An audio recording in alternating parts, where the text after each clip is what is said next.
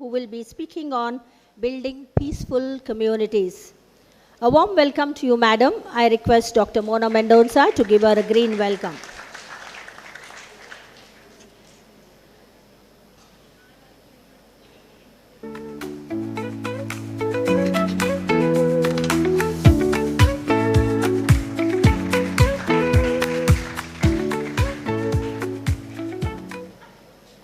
Our third panelist, Dr. Melvin Dicona, S.J., is a distinguished biotechnologist with over 25 years of rich teaching experience in higher education.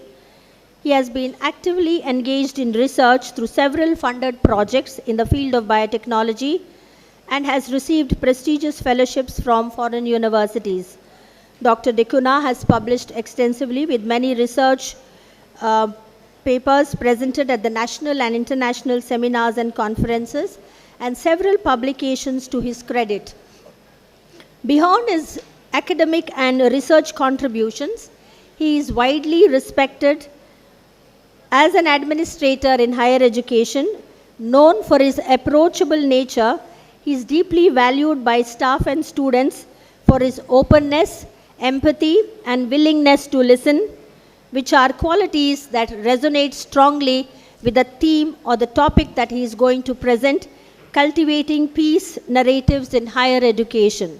A warm welcome to you, Father. I request Dr. Mona Mendonça to give him a green welcome.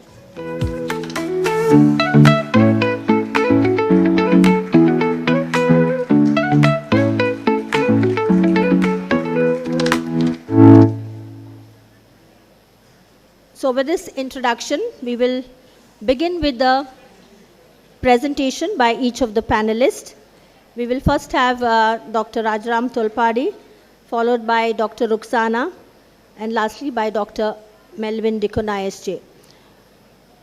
A kind note to all the panelists. You are allowed to speak for about 12 minutes, give your presentation for about 12 to 15 minutes. And question and answers will be held after all the three panelists have done their presentations. So over to you, Dr. Rajaram Tolpadi.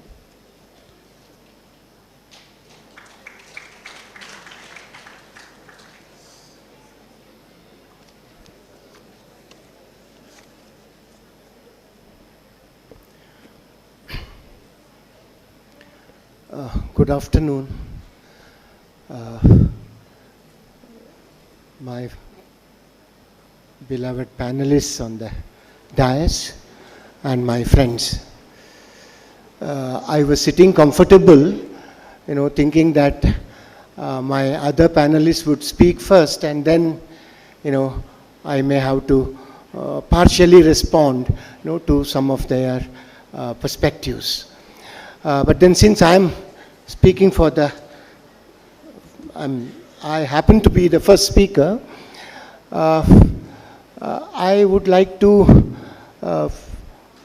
concentrate on and highlight very quickly 2 or 3 aspects which has always been my academic as well as political concern.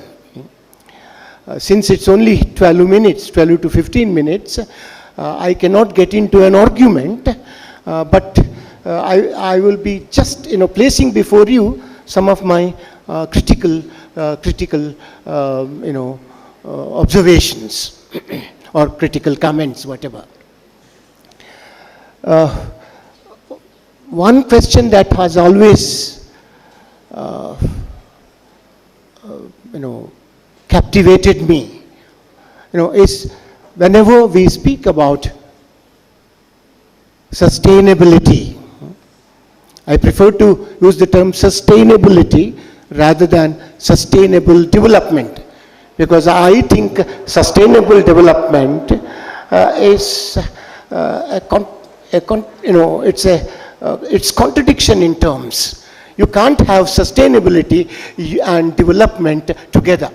I mean, this is what I personally feel in terms of my own reading of Gandhian and post-Gandhian, studies. Anyway, so I'll be using the word sustainability. Now, my first, concern is, what is a sustainable society? What are we saying when we talk about sustainable society? Now, I think sustainability is a holistic idea. You can't simply have a sustainable society without a sustainable economy, without a sustainable politics, without a sustainable cultural environment, and so on. So therefore, we need to go into larger theoretical questions as to what sustainability is and how it is to be constituted in a given society. And I need not tell you that when we say sustainable society, we are talking about an egalitarian society. We are talking about an inclusive society. We are talking about a peaceful, non-violent society.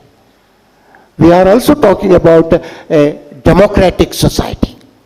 So, sustainability would mean all of this, inclusiveness, democracy, peace, non-violence, so on and so forth.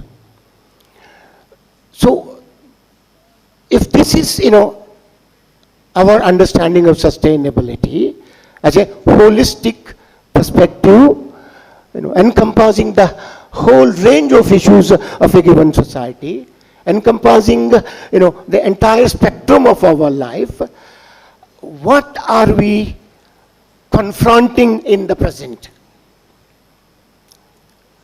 I think I need not tell you, that, our local space, called Mangalore.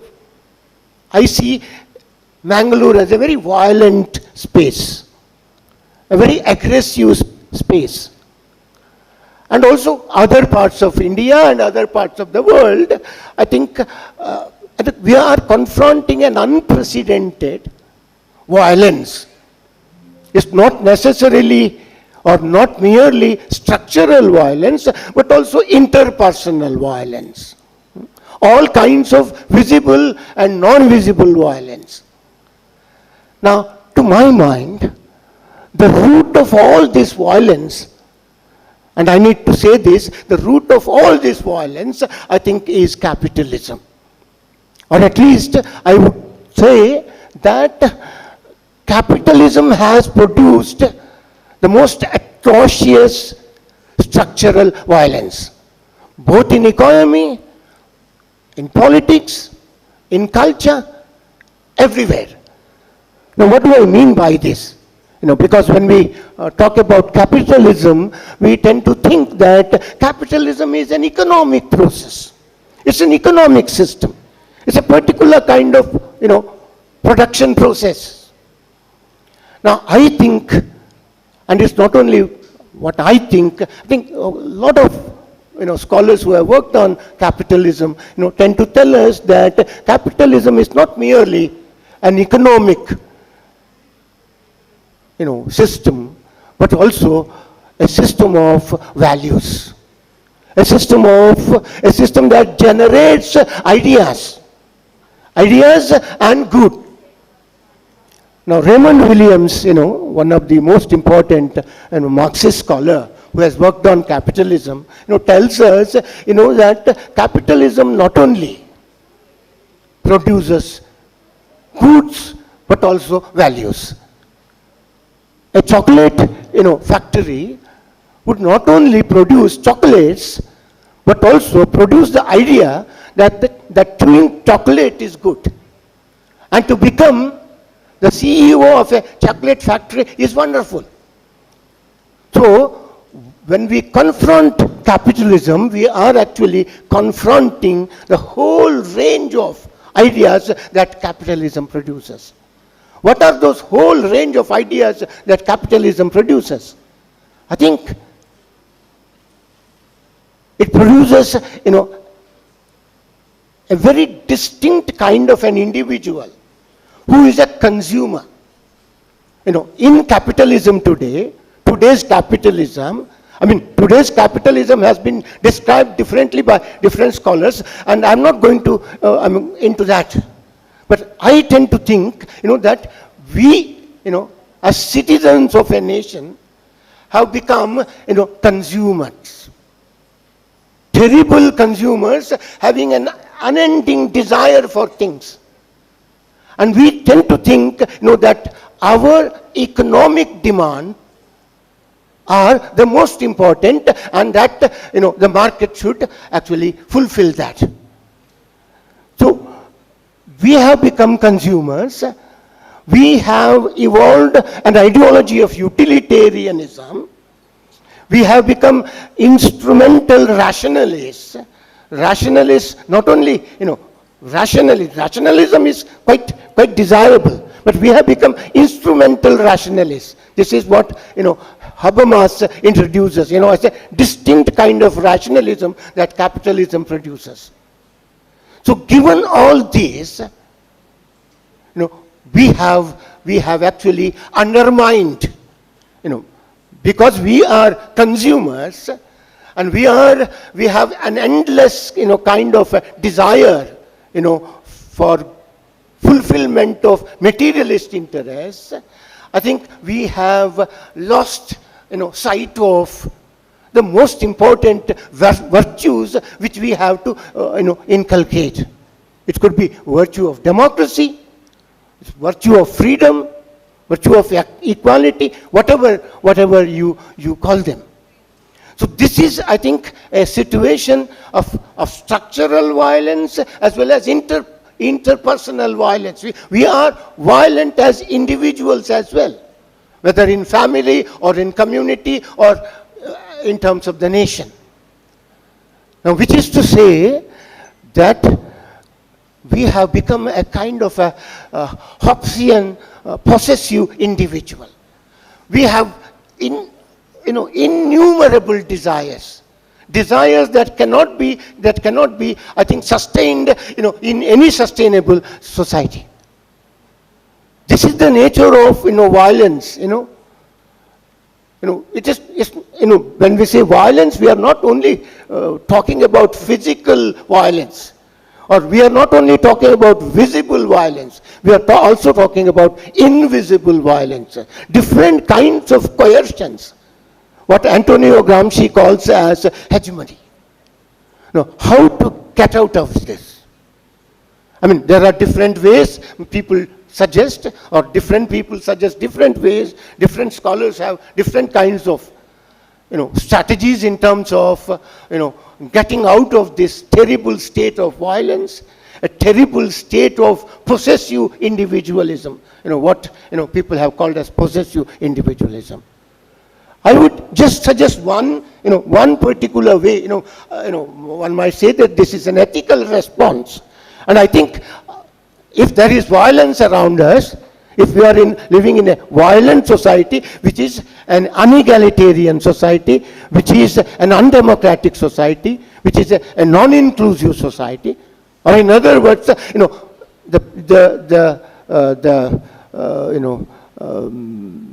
most precise, terminology that we can use is capital. We are in a capitalist society. Ours is a capitalist society, which means all that, I have pointed out. So how to get out of this? As I said, I have an ethical perspective, which comes to me, from the kind of studies, that I have made in terms of my intellectual engagement. I think the alternative is, if I say this, Swaraj. Because Swaraj is a terminology that Gandhi has very clearly, very theoretically clearly, articulated. Swaraj is a certain understanding of, a certain reflection of what you are and what you ought to be. A certain methodology, also by which, you organize yourself. It's an understanding of what you are.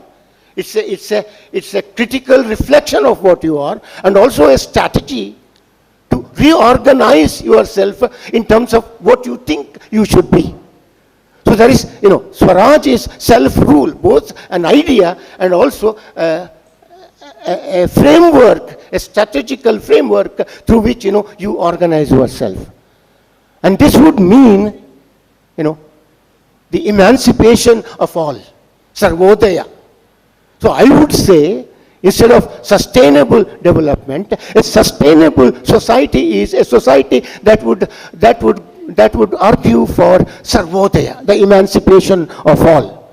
And if everyone has a space in this society to emancipate himself, to liberate himself from what?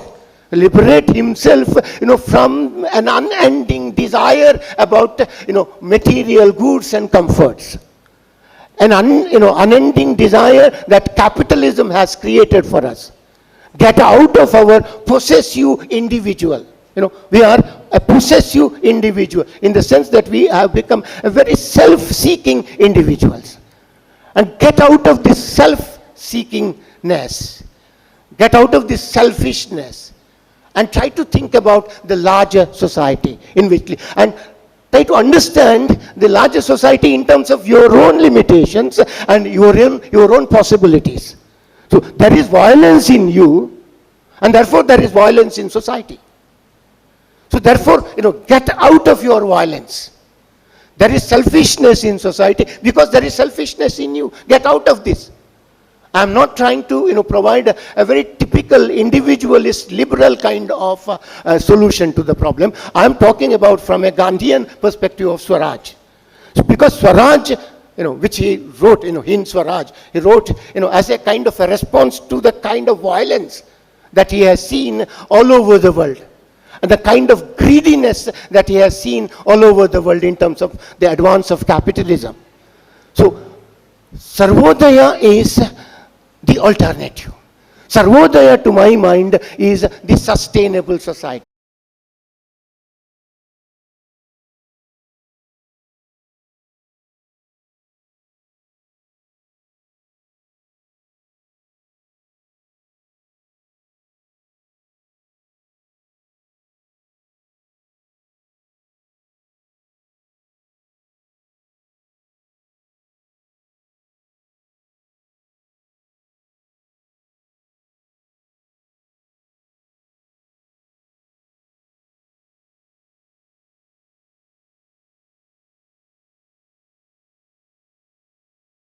A materialistic world, as Dr. Tolpad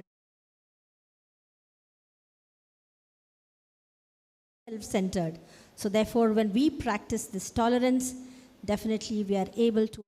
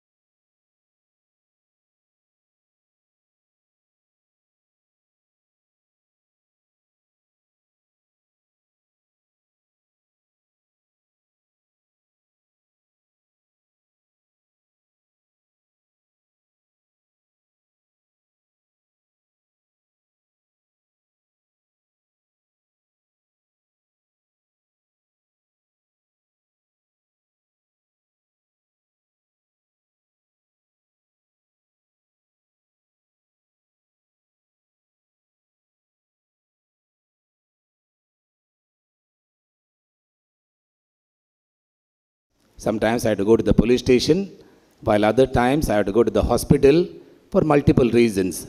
I think reasons you may be familiar for what, why, and all these things. I will not explain to you. But today's topic is, in higher education, what is necessary from the point of view of cultivating peace and harmony. In the context of Jesuit higher education, we are interested to take care of the invisible faces, whether they are migrants, whether they are farmers, whether they are tribals, whether they are Dalits. To use the biblical term, there is something called as Anavim of Yahweh, the neglected one in the society. Whether they are, I don't know, if you go to Pune, there is a place called as Budhawarpet.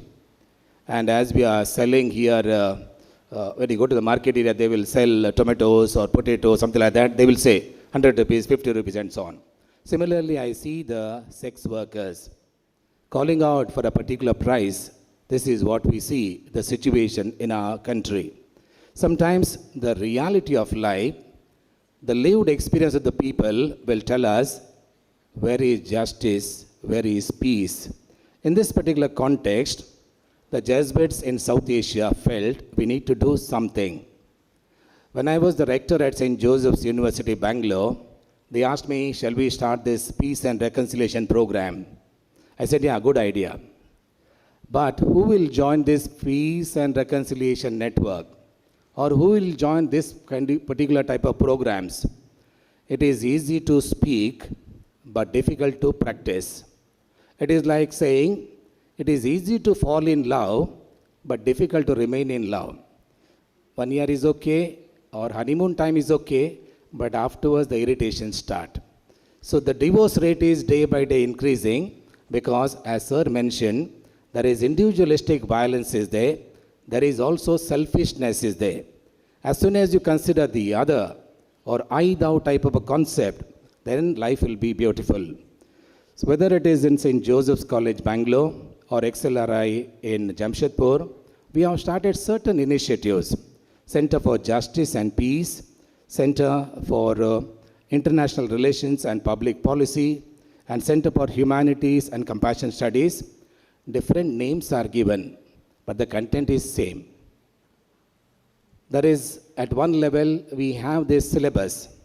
Multiple topics are there. What is important is, these all narratives, they are encapsulated with a regional type of flavor, maybe the caste, maybe the creed, maybe so many other narrow domestic barriers. In these all aspects, we also go back to the history. If you are not familiar with the history, then whatever is happening today will be a mystery for us. The spiritual traditions, the lived practices of the people, the contemporary response by the individual persons, it is very helpful for us. Now the seminar is going on. It is part of our higher education practice. I suppose you had a time to interact with the people, the resource persons. We can have different types of questions. And this particular forum will help us to articulate our point of view. We may have multiple views. Sir spoke of capitalism. Somebody else may speak of some other type of ideology. Whatever it may be, it is important. We are in a digital age. We are having a digital type of a divide.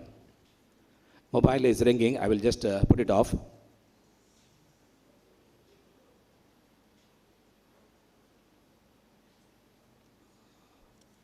That was the warning to say it is about to close. We are in a digital kind of a divide where young and old cannot understand one another. What is important for us is to talk to one another. When there is a dialogue, when we are in a position to clarify our doubts, life becomes quite easy. So that is why we may be living in a hierarchical society. It is not sufficient just to have a man ki baat. It is important that we listen to one another. So that is why we need to ask relevant type of questions. When you are asking question, I need to listen to one another. Even in the classroom also, teacher may say, in this class we have only one lecture. All of you must keep silence. But important sometimes to ask some relevant questions, because our formative journey involves the foundational understanding. We are interrelated to one another because we are living in a society. Now, how to make this society peaceful?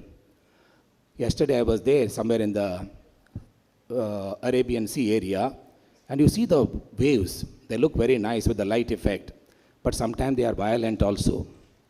Look at the Western Ghats in the rainy season. See that roaring water or the rivers, or maybe the breeze. Sometimes nature also becomes violent. I'm not speaking about that kind of a violence, but this is the human violence. It all depends on our ideas, our thinking. The way you think is the way you are responding, and also your feelings. It is important that we channelize our thoughts, channelize our feelings for the building of society. There may be multiple conflicts, but we can have a resolution. Sometimes the way we speak, it makes a difference. The tone of your voice, the way you approach a reality, that will make a difference. So at one level, we can have a eye for an eye or a tooth for a tooth, but meanwhile both will become blind. What way we can make a difference? We have lost somebody in our family, but that we can nurture somebody else. I remember when there was a earthquake or tsunami, many people lost their children. But then the parents felt, maybe I will adopt somebody else. I will give a life for somebody else. So there are different ways are there. What we can have a pedagogy, as Madam also mentioned, we need to be practically oriented. This field-based project, whatever we are studying in the theory, it has to be lived experience in our own living context. So I will stop here. Maybe when you are asking questions, I'll speak further. Thank you.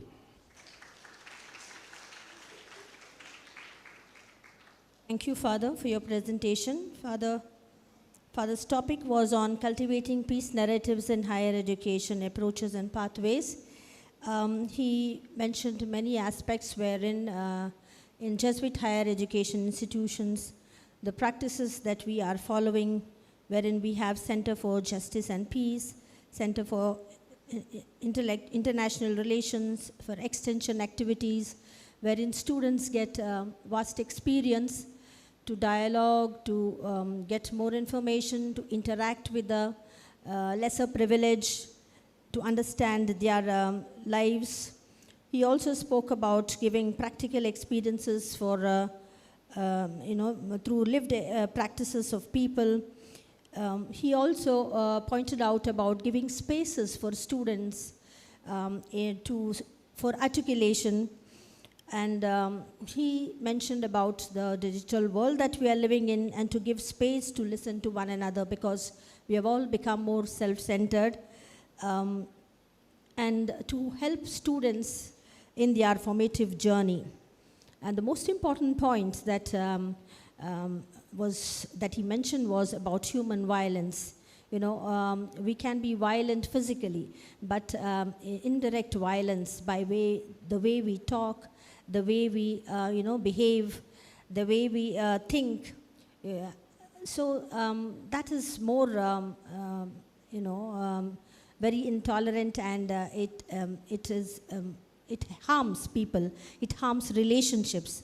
So therefore, higher education institutions need to look into all these aspects and provide spaces so that these kinds of things can be addressed. So thank you so much to all the panelists.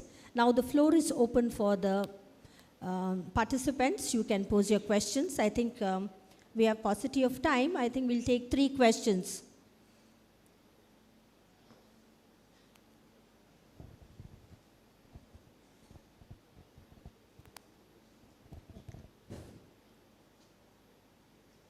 No questions?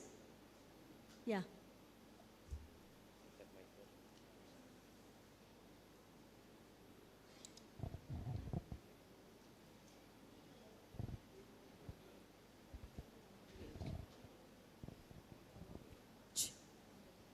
Good afternoon, sir. My question is to Professor Tolpady. I have always perceived the concept of violence and non-violence and the sustainable societies in a very different angle, being from history background. I conceive the thought that every society's had their own share of violence and sustainability. Every societies have gone through these phases in a parallel line. In the process of evolution, we understand violence meant survival. When we just go back to the previous century, at least if I could quote one of the most complex and contradicting issues with the Nazi Germany, I'm not sure if how many of them are aware of, which also emphasized on sustainable society, sustainable environment, where a regime which propagated the idea of discrimination and violence parallelly also talks about sustainability with due to organic farming and other concerned parallel issues that had to do with the sustainable environment. So how do you perceive this idea? So do you even think that these two things have parallelly coexisted and this would be a precedent in the future as well to come? So what's your take, sir? Yeah. Thank you for a very important question. Let me respond to it this very quickly, number one, I mean, this simultaneous, simultaneous pursuit, of violence on the one side and sustainability on the other, I think is a question, which requires, a more rigorous kind of a historical probing of different kinds of societies. Whether, in different societies at different points in time, these particular, aspects are simultaneously pursued. But my feeling is that if some society is an extremely violent society, and I think historically all societies are violent in their own ways, and that therefore the question of sustainability emerges only when, we begin to ethically confront violence. If our society is violent of a particular kind, I think our response to this violence, would have a certain perspective of sustainability. I think protest movements all over the world in history, you are a better student of history, but then, in terms of my own understanding, I think protest movements all over the world have this idea of sustainability. And when I talked about sustainability in the contemporary world, my focus is on capitalism. Shall I continue? No, it's not working. Yeah. When I talk about capitalist violence, I might have suggested, that capitalism. Yeah. Okay. No, it's okay. Yeah. When I talk about capitalism, I might have suggested that capitalism is the only violent phenomenon. But that's not, my point. Capitalism has actually, produced a very distinct kind of violence which may not be always visible. For example, to my mind, the ideology of development is a product of capitalism. And the kind of violence that development generates is a very different kind of violence. Because, development would say that, for certain kinds of development, certain classes or certain group of people, need to be displaced and marginalized. So I think capitalism produces the most sophisticated and multi-dimensional, aspect of violence. Maybe violence in feudalism might be a very brazen kind of, open kind of violence. And different authoritarian regimes have produced different kinds of violence, which are brazen. I think the kind of violence that we are confronting in Bangalore, and I am focusing a little on Bangalore, which I think is justified, is because of a particular kind of capitalist development that we have had for the last 100 years or so. I mean, if one examines, Dakshina Kannada, Bangalore, I think the trajectory of development is a very distinct trajectory of development, and therefore the kind of violence that Mangalore has produced, I think is very, very different. So my point is, that violence has been part of all histories, all societies, and that they are manifested in different ways in different societies. To my mind, capitalism is the most atrocious and the most sophisticated form of violence. Any other question? Yeah, over there. This question is to Dr. Rajaram Talpadi. Sir, I would like to ask about Gandhian Swaraj you highlighted. Amidst Swaraj, Gandhi highlights about tapas, that is discipline. And secondly, the Satyagraha, that is truth force. I was wondering, why did you highlight Swaraj first, Sarvodaya first? Before that, you should highlight that no, Satyagraha, truth force, and tapas, which is very important for everyone to go against violence. And second question, I'll ask now itself to Rukshana ma'am. That is about the building peaceful communities. When it comes to building peaceful communities, what about the family? Family is the first school, and nowadays family is suffering with divorce and financial crisis, and know what are all things happening between the couples nowadays. And how about the children when they grow? Can we bring that peaceful societies when violence created within the family? You can answer after Dr. Talpade. Yes. Yeah. Thank you. I think, you are right. I should have spoken on truth and insistence on truth, Satya and Satyagraha, as the foundation of Gandhian politics. But then my focus in this presentation, also because it is hardly 10 to 12 minutes, I thought I could not actually evolve a Gandhian perspective. I was trying to highlight, a Gandhian utopia called Sarvodaya. And Sarvodaya is actually, articulated in Swaraj. Or Sarvodaya is articulated theoretically, adequately in Gandhian conception of Swaraj. So therefore, Swaraj as an alternative, Swaraj or Sarvodaya, because Swaraj is also a plea for non-violence.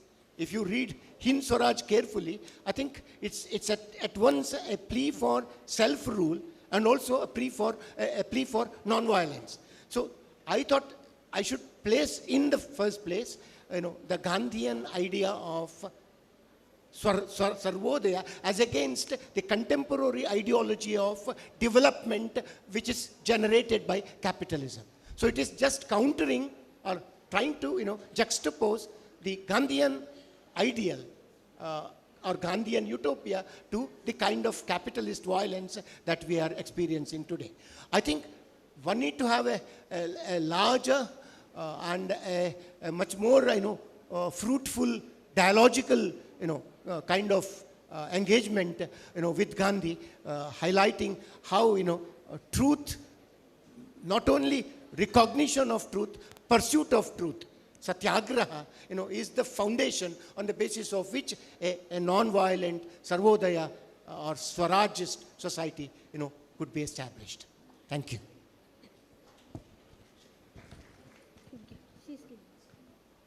Take the mic. Thank you. Thank you, my dear boy, for asking this wonderful question. I'm answering it for you. Yes. You were asking about the peaceful families and what is the thing. See, today everything has become a business. Whether it is marriage today, and recently, last night I was just speaking to one of my client. He was in Saudi. He has worked his life to accumulate 1 crore in his lifetime. So the son he got married some 9 months before, and then the wife, the son's wife, the daughter-in-law, she gives a case stating that it is dowry harassment, which it was not. And finally, there was so much of compulsion that, you get settled. And the kind of compensation what she was asking was 4 crores. And the only thing he's a doctor by profession, and then the only thing what he said is, you can take me alive and see that somebody pays for my body 4 crores, I'm ready to give my body, I don't have so much. And finally, it got settled for 45 lakhs. So this is the kind of business even in marriages. Gone are those days, like not my grandparents and my great grandparents, they never had any family problems or things. They had their own challenges, but it was hidden. Today, what has happened? Everything is exposed. So, who are the victims? Yes, it is my kids. So, that is the reason I told you this is for you. Because of our mistakes, you are the victims. So, if you become the victims and if you don't fight for it now, you will become tomorrow's cowards. So, that is the reason. No relationship or no human being has been valid for who he or she is. So this is where you have to start. And most of the boys whom I speak now, they say, no, ma'am, we don't want to get married. All this 498 A, B, C and all is there. We'll become Z. So this is the kind of thing what they are telling. And the main reason for all this, greed.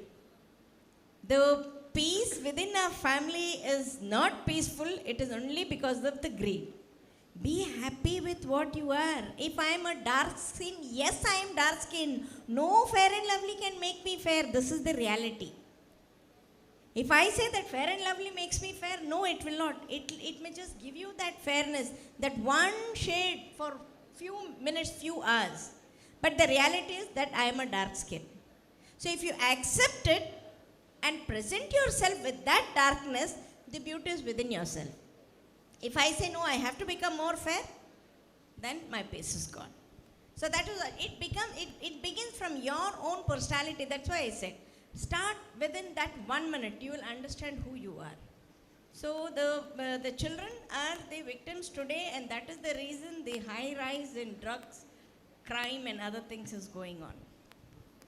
So actually, it's a huge subject. If I have to discuss, it will take a long time. But just I have given you the gist of the answer. I hope I have answered your question. Thank you, ma'am.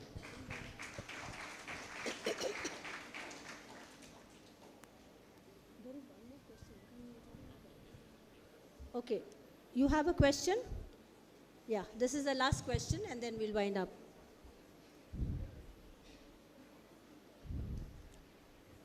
Hi ma'am, my question is to Ruxana ma'am. Sir already have mentioned something related to family. The thing ma'am already talked about the tolerance and building ourselves.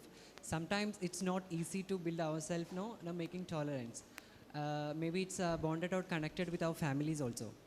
When parents or family getting a child to meet a psychologist, as you are a child psychologist, and they are pointing out an issue of the child or their children, that not always by their children. Maybe the cause, root or issue may be the family, the husband and wife issues and the connection. So you might, I hope you might have a mini experience as you are a child psychologist. So I would like to hear from you, ma'am. What is your question? Yeah, ma'am. Like when a family member or parents are taking their child to meet a psychologist and they're pointing out an issue. So that not always that child's issue. That may be the cause, reason, or maybe the family can influence the child behavior, right? So I would like to hear from some experience and like how that family and the parent relationship could influence this behavior of the child. So what exactly was your question? Please say again. Please listen to his question. There is nothing. Whatever he is speaking is he is speaking on behalf of everyone. Yes, Pita. Yeah, ma'am. Like The question you tell so that they will understand, because each one of them are undergoing whatever you are telling. Make it brief, make it brief. yeah, ma'am. Nowadays, there are many issues which are faced by children. That not always, because like children have an issues that can be influenced by their parents or peer groups, etc. Like that, not always their issues. Children have problems which has been the influence of the parents. Okay? Parents, family members, maybe their peer groups. So sometimes they develop a certain kind of behavior. So I would like to hear some of your experiences. Like already you have some, these kinds of experiences and issues. So Okay, I'll just tell in a very short Yeah, word. Yes, Then you we- come and meet me personally Yes. before I leave. Because we I'll are tell you running the short of classical time, cases. because we are running yeah, Okay. sure. Thank you. And which is very frightening. See, the very concept of counseling, the very concept of psychiatrists, the very concept of psychologists is a social stigma in Indian families. When I go to US, when I go to UK, when I go to Canada, when I go to any part of Europe, this is not a problem at all. So what is the first thing what we are having problem is accepting the problem as problem. So where will the solution come? The moment I take my son, my daughter, my granddaughter to a psychologist, hey, why did you go there? What is the problem? Any psychiatrist problem? No, nothing like that, no. That is the kind of escapism what we are undergoing. Because of which, see, any problem in the family is not an one-day process. It is a progressive family. So even our problems get progressed. The more you run away from the solutions, the more you run away from the problems, the more you're running away from the solutions. Because when the drug addicts family, they come to me and ask, since how long is? No, madam, 6 months, maybe just 6 महीने से ही ऐसे हो रहा है. But when I speak to the child, 9 years, 8 years, 6 years, the child is in drugs. So this is what we have to understand. There are so many such cases. If I start telling you, you will get grounded here. Okay. And I'm not talking about uneducated, rag pickers, slum dwellers, BPL. No. I am talking about the society. I am talking about the people working in judiciary, people working in the uniforms, the police, the navy, the army, the military. These are the people who are my clients. The top people, the doctors, the engineers, the lecturers, anybody you tell, they have a problem today. Why? Because we are not accepting the reality. So denial is bigger than cancer. Acceptance is the solution. Okay. Okay, thank you. Thank you, madam. So, over to my concluding remarks. As we come to the end of this enriching panel discussion, we are reminded that the journey towards peaceful, inclusive societies is both complex and deeply human. Our panelists have shown us that peace is not built in isolation.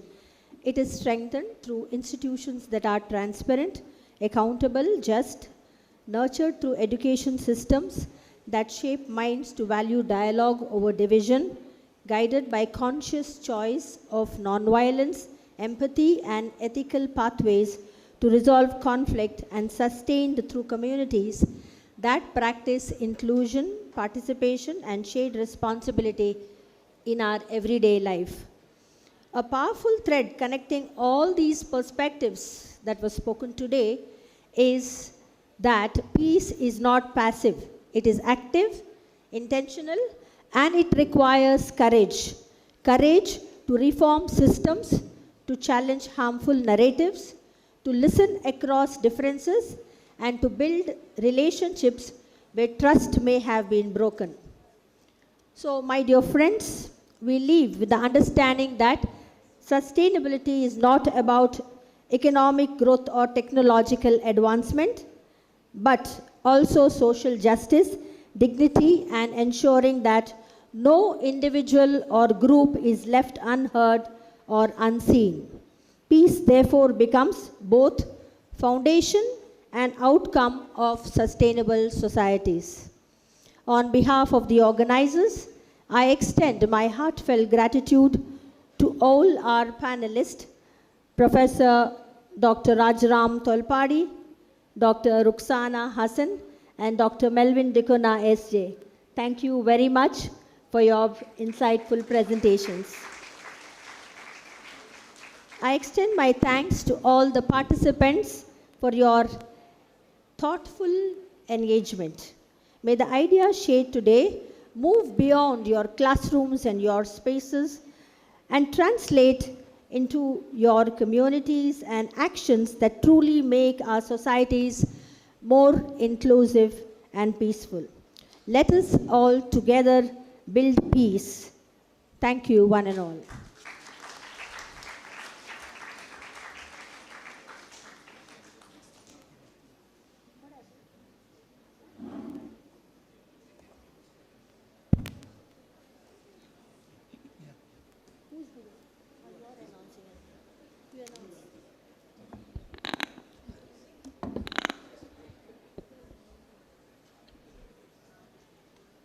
Thank you, ma'am.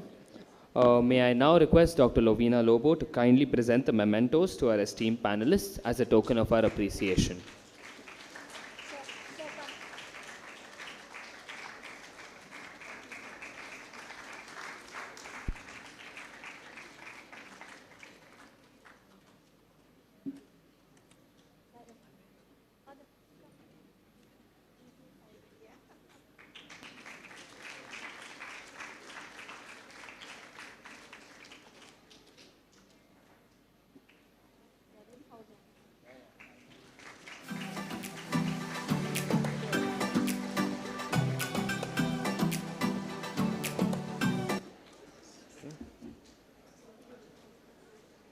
As we move towards the formal valedictory program, I request everyone to remain seated in this hall. Thank you so much.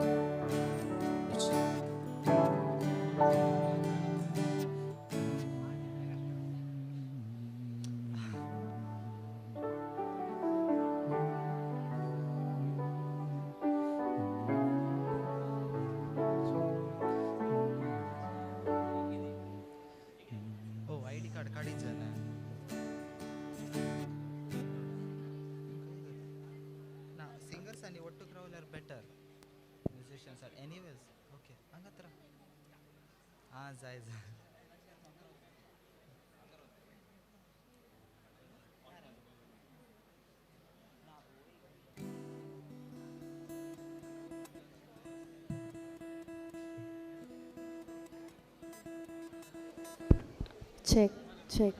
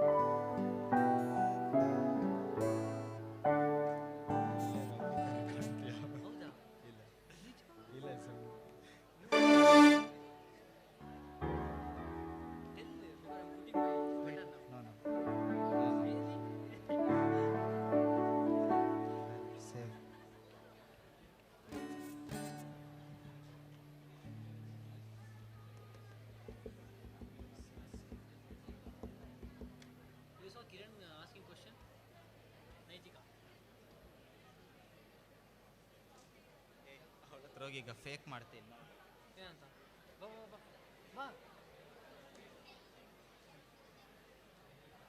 Wait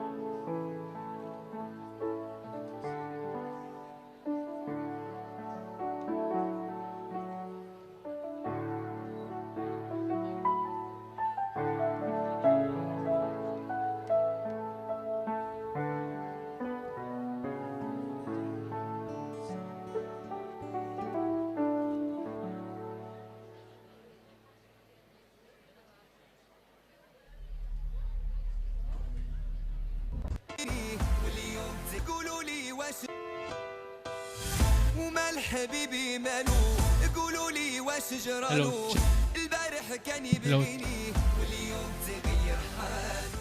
Hello, check. Check.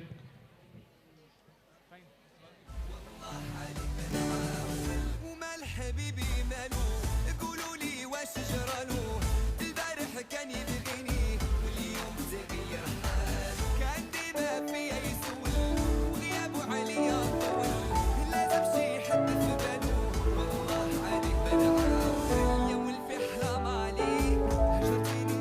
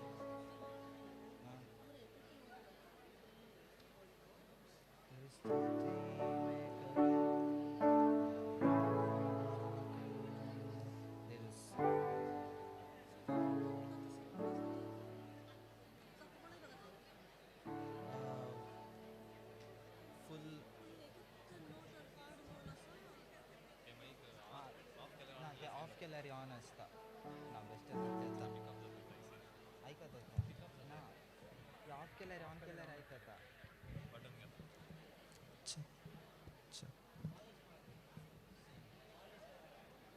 One ते on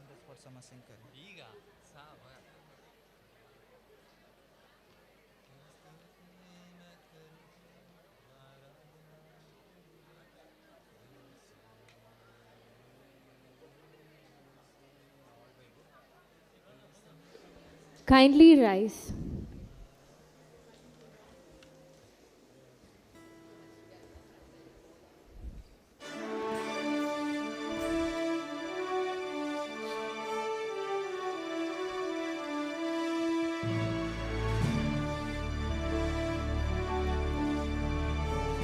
Please be seated. Good afternoon to our respected dignitaries, esteemed chief guest, faculty members, researchers, scholars, and dear fellow students.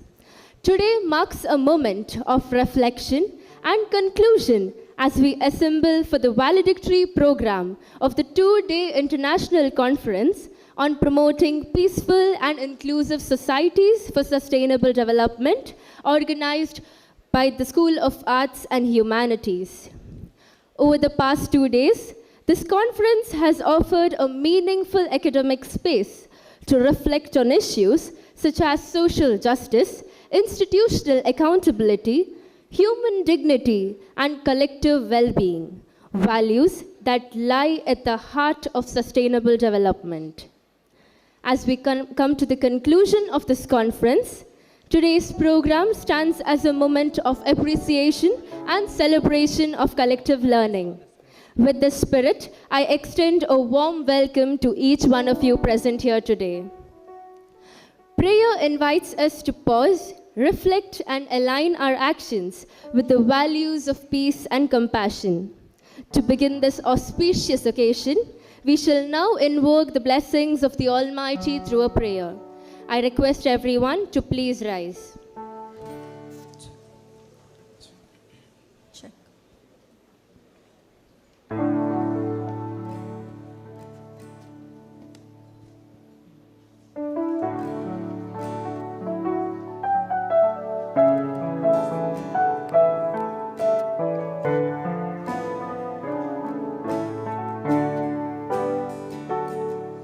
तेरी स्तुति मैं करूं, आराधना करूं दिल से, दिल से। तेरी स्तुति मैं करूं, आराधना करूं दिल से, दिल से। मेरे सांसों में तेरा नाम रहे, मेरे सांसों में तेरा नाम रहे, हे प्रभु तू ही तू।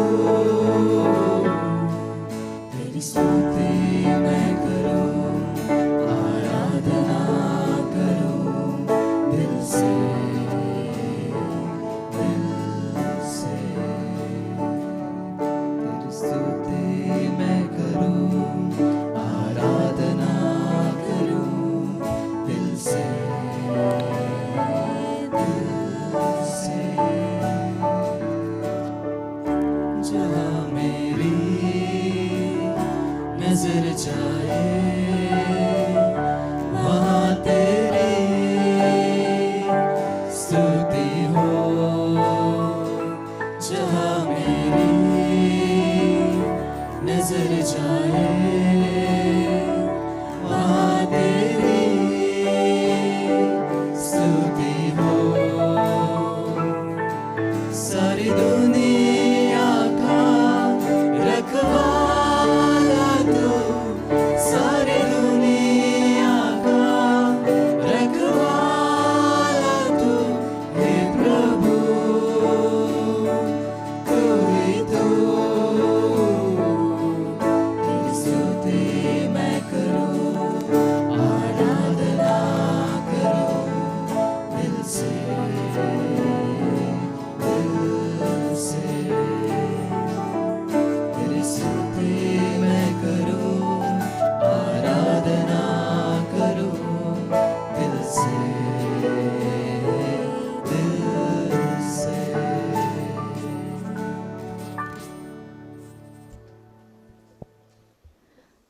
I now request the convener of the program, Ms. Devashri Shetty, the organizing secretary, Dr. Roshan Montero, and the student convener, Ms. Rima Pinto, to kindly escort our respected dignitaries onto the dais.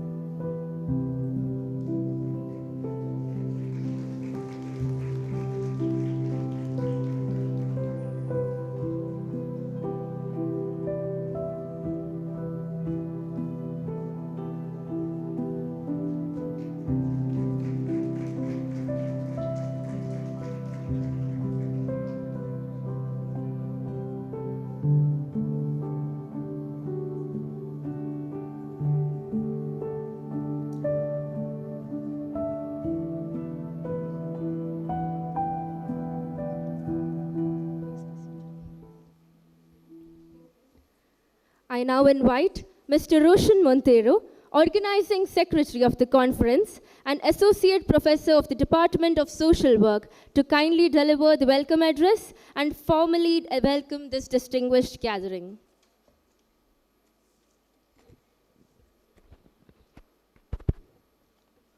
A very good afternoon to everyone gathered here. Peace is not born overnight, nor is inclusion achieved by intention alone.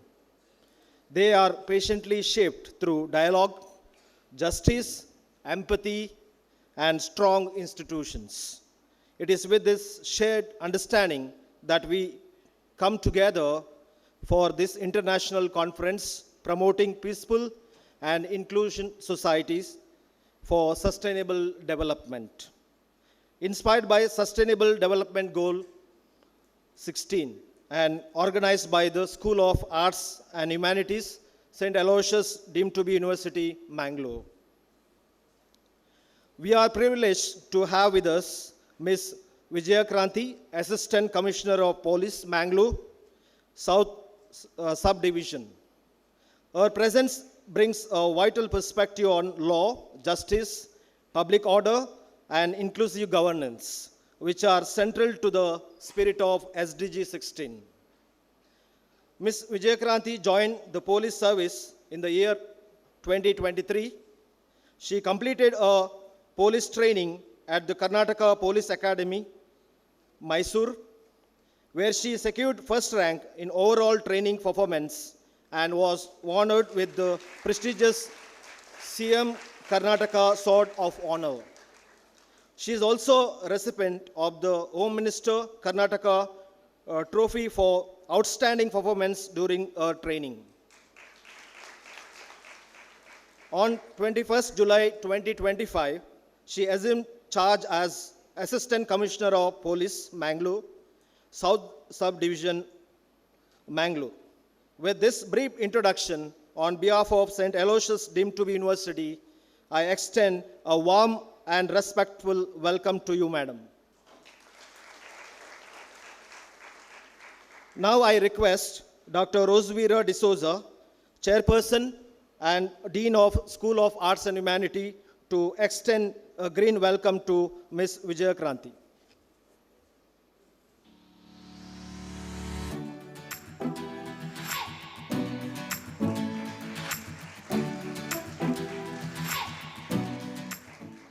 We are honored to welcome Dr. Rosvira D'Souza, Chairperson of the Conference and Dean of the School of Arts and Humanities. Academic leadership and commitment to interdisciplinary dialogue have been instrumental in shaping the vision and scope of this conference. A warm welcome to you, Madam. We extend a warm welcome to our esteemed directors, Dr. Lovina Lobo, Dr. Charles Furtado, whose guidance and encouragement have strengthened the academic and organizational framework of this event. Warm welcome to you all. Our sincere appreciation and welcome to the seminar conveners, Mr. Alvin D'Souza, Ms. Devashri, and to the organizing secretary, Ms. Kavita, Ms. Rima, student convener, their dedicated efforts in bringing this conference together. A warm welcome to you all. A heartfelt welcome to all the delegates, participants, paper presenters, faculty members, and dear students. Your presence, scholars' input, and encouragement give meaning to this academic gathering. A warm welcome to you all. This conference has been a meaningful journey, bringing together scholars, practitioners, and students to exchange ideas, challenge perspectives, and reform our collective commitment to peace, justice, and inclusion. The deliberation paper presentations and interactions over the past sessions. We have truly enriched by the speakers whose insightful deliberation and thought-provoking dialogues have deepened our understanding of the theme. Through these sessions, we can confidently affirm the SDG 16 is not merely a goal articulated in words, but a commitment translated into action. It serves a transformative framework that contributes to poverty reduction, ensures quality education, promotes gender equity, strengthens legal support system, upholds justice for all, combats corruption, and encourages inclusive and participatory decision making, have reminded us the sustainable development is deeply rooted in human values, ethical governance, and social responsibility. I conclude with the quote that beautifully reflects the theme of this conference. Peace is not merely the absence of conflict, but the presence of justice. As we conclude, we carry forward not just academic insights, but the renewed sense of purpose to translate knowledge into action and ideals into practice. Once again, a warm welcome to you all. Thank you.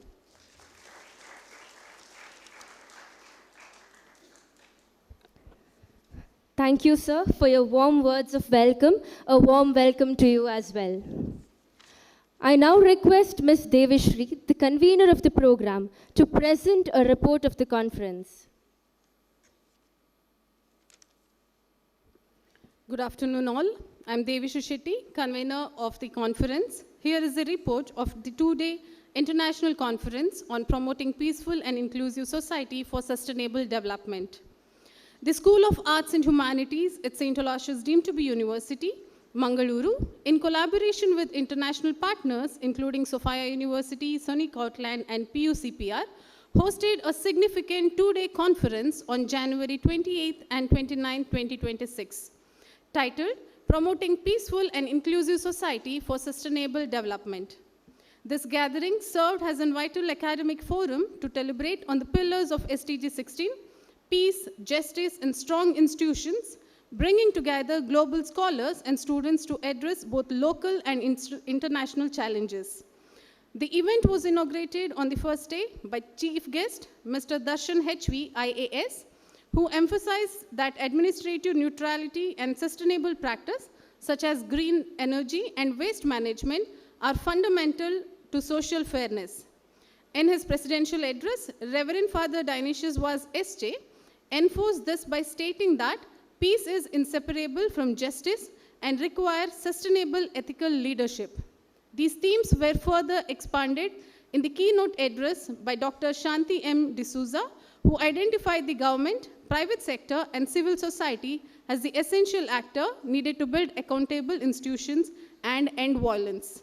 She challenged participants to recognize the global change begins with personal responsibility and ethical living. The first day also featured technical sessions on peace, economics by Dr. Krishna Raj and religious harmony by Reverend Dr. Joki Mandrade, followed by diverse paper presentation covering topics from nuclear ethics to environmental impact on artificial intelligence. The second day deepened the academic inquiry with the technical session focusing on global human rights and security. Dr. Oot Fritz Douche from Binghamton University discussed the challenges for human rights, activism, and peace-building efforts with the United States. while Dr. Alexandru Ballas from SUNY Scotland explored strategies for reducing global violence in the world of turmoil. These sessions were complemented by paper presentations in 5 different halls, where research ranged from women's employment scheme to the role of social media in peace building and necessity of protecting whistleblowers. In the afternoon of the second day, a comprehensive panel discussion brought together diverse perspectives to explore the strengthening of institution. Reverend Dr. Melvin Dicuna XJ discussed cultivating peace narratives with higher education. Professor Rajaram Tolpadi deliberated on the philosophical choice between violence and non-violence in sustainable society. And Dr. Ruxana Hassan provided a psychological perspective on building peaceful community. Thank you all.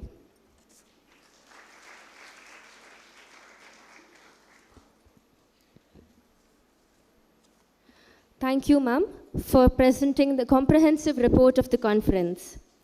One of the most significant aspects of any academic conference is the recognition of excellence and scholarly contribution. We now move on to the prize distribution ceremony, honoring outstanding research papers presented during the conference. May I now request Dr. Mona Mendonça, the HOD of History, to announce the prize winners. Good afternoon, everyone. First and foremost, I acknowledge the presence of all the dignitaries seated on the dais and off the dais. We have had an exemplary achievement from many of the scholars by sending their papers, and we had 80 odd abstracts that we received that talks about the level of quality the students have shown, especially the students in big number. And I stand before you to read out the names of some of the papers which really caught the attention of the judges. And we have had 3 categories. First, to begin with, was from the category of the best paper presentation as far as the faculty is concerned, the best paper presentation for the research scholars is concerned, and the last category was for the best paper presentation from the student category. And now I take this privilege to announce the name of the faculty member whose paper has been given a special recognition, and the name of the faculty is Dr. Sally Augustine. Can we have Dr. Sally Augustine who receives the Best Paper Presentation Award, and the title of the paper was Aiming for Authentic Human Security, Pope Francis' Conviction of the Possession of Nuclear Weapons as Unethical. If we could have the faculty joining us. So we congratulate the faculty in their absence. Can we put our hands together? Thank you so much. And moving on to the second category, that is the best paper presentation as far as a research scholar is concerned. And we have the best paper by Kiran Anthony Lima. Do we have Mr. Kiran Anthony Lima for the best paper presentation, research scholar with the title, The Evolution of Indigenous Culture and Its Convicted Relationship with Sustainable Development in India. May I please request the chief guest of the day to kindly give the certificate for the best paper presentation research scholar category.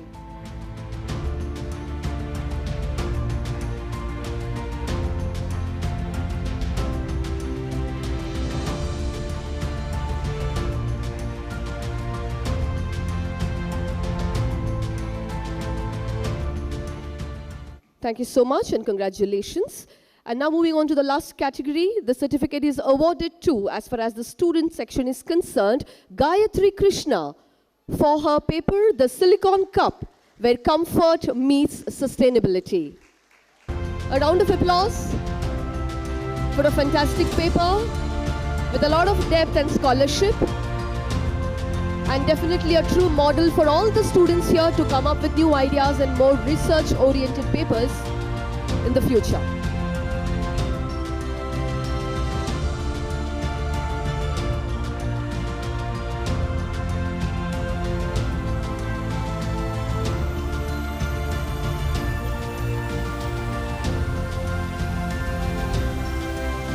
Congratulations, Ms. Gayatri, and thank you so much, the dignitaries, for doing the honors, and over to Sansia. We have with us today our esteemed chief guest, Ms. Vijaya Kranti, ACP Mangalore South Subdivision. Her distinguished service and commitment to justice and welfare strongly resonate with the theme of this conference. I now request you, ma'am, to kindly share your message with us.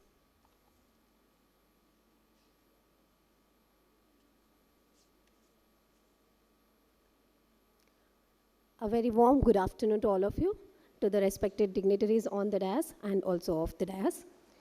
So I already heard that you had wide range of like discussions, panel discussions, paper presentations, and also talks on Sustainable Development 16, right? So I'll keep it little concentrated towards, like I'll make it police-centric. Is that fine? So let's keep it police-centric, and I'll also discuss about the legal aspects and what mostly the students need in order to contribute to the SDG 16 from a police point of view. All right? Okay, fine.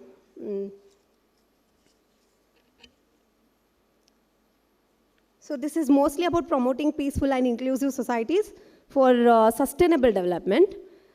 In that, we have certain particular topics which I can relate with the policing and also the legal aspect that is there.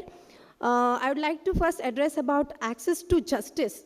When it comes to access to justice, there are various departments actually involved in this, all the government departments for that matter, and also non-government organizations which will actually give access to various forms of justice to all the people that are there of various age groups, right? Especially in the police, in what form do we ensure there is justice? By reducing violence, right? By ensure there is deterrence, there is awareness program. We conduct several awareness programs to ensure that there is reduction in number of crimes that are happening in the society. And also, whenever there is a crime that has already happened, we ensure we take action, right? We register an FIR, that is first information report, and we conduct thorough investigation, and we ensure that there is justice to the victim who has actually reported the crime. Right, in that angle, what can you guys do to help us? You can actually help by reporting the crimes to us, right? So in various forms, it can be as small as drug abuse. Whenever you find anyone in and around the campus abusing, using drugs, and who are addicted to drugs, and you would like them to come out of drugs, what do? Are you all aware that there is a QR code set up by the Mangalore City Police? Or there is a QR code set up by the Mangalore Police, City Police. You can actually report any type of crime that is happening in and around your campus using the QR code. All right? Also, you have the helpline number 112. You can call up the number anytime, 24/7. The helpline number is available, so you can make a call and report any type of offense that is happening. Suppose you find two people fighting in the campus. What do? Immediately report it either to the faculty, and if it's on the large scale, then you have to report it to the police, right? So you can anytime call up 112 and report any sort of nuisance or violence that is happening around you. May it be in your college campus, outside the campus, in your neighborhood, wherever you're staying, your PGs, your hostels. You can always call up the police and we will be there. And I must tell you that the response time for 112 here in Bangalore is nearly 7 to 8 minutes. So any crime that happens, we actually come and attend to it soon after it happens. So it's not like the way they show it in the movies, right? Police comes after everything happens. That is what they portray police as, right? So we are trying to reduce the response time, and we are trying to make it, we are trying to keep it between 7 to 8 minutes. So you can anytime report it to us, all right? That is your responsibility in keeping us informed. Along with that, especially in Mangalore, I would like to talk about how they give a communal touch to every crime that happens. Suppose you are going, using your scooty and just traveling to your college from home, and someone from a different community, an auto driver maybe, an auto rickshaw driver, he comes and hits you from behind. How do people portray it here in Mangalore? They like to give a communal angle to everything that happens here. They like to, okay, they would probably say it's intentional because the so-and-so auto rickshaw driver was a Muslim or a Hindu, or they try to give it a communal touch every single time. And we are trying to reduce that as much as possible, and we are trying to make them aware that it's not about Hindu or Muslim. No one will ever know, right, when you're traveling on a road, who would even care which community person is walking ahead or which community person is actually going behind or whatever. Would you actually care? I don't think students of this era, or students or anyone for that matter, you would give a communal angle to anything of that sort. And if you identify such people you can actually tell them, no, this was just an accident. Don't give it a communal angle. Don't make it a big issue. And it's your responsibility to be doing it, right? Will you all promise me that you will do it? Don't let people give communal angle to anything that is happening. Because here, especially Mangalore has historical references for that. And also, they try to divert everything into a communal angle. Please, all of you keep your minds open and don't be biased towards any particular community, or don't have certain stereotypes or prejudices about any other community. All right? Let's make it safe for everyone living here in and around Mangalore. Right? Okay. With that, we also have organized crimes happening. And when it comes to organized crimes, I want to just give you an awareness about one particular thing, because I'm investigating one organized crime that has occurred here in Mangalore actually. So, when it comes to organized crimes, you should all be aware that knowingly or unknowingly, if you support any person who is a criminal in any way, maybe he'll ask you to take this bike, see, I've stolen this bike and I don't know where to keep it. Maybe you should assist me and keep this somewhere near your PG. Tomorrow I'll come and pick it up. If you do it, you are part of the organized crime and you will be arrested. You should know that. So anyone, I'm not telling that you guys will do it, but you should be aware that involving yourself in any way or assisting any criminal in any way, and you will become the part of organized crime.